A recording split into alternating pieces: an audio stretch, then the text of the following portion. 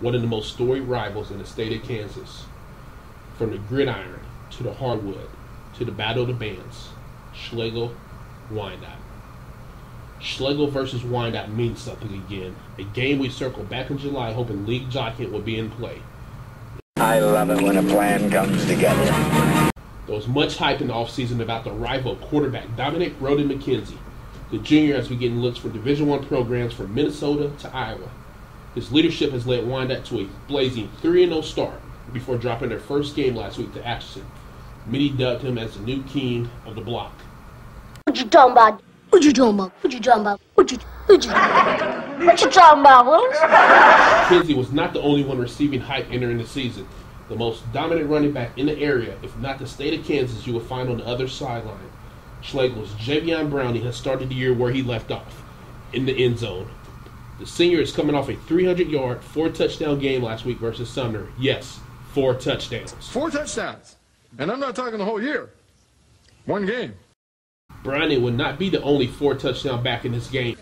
When I was 18 years old and scored 4 touchdowns in 1 game, I became the greatest football player in the history of Polk High. 2 weeks ago versus Sumner Academy for special teams and in the backfield.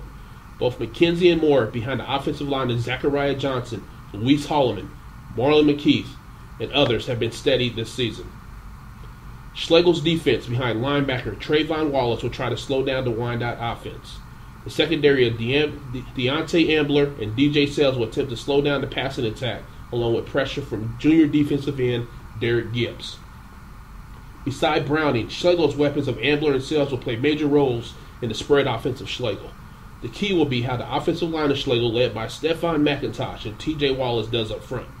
These two form one of the best combinations in the area. Wyandotte's front line will have a lot to say about the Schlagle rushing attack.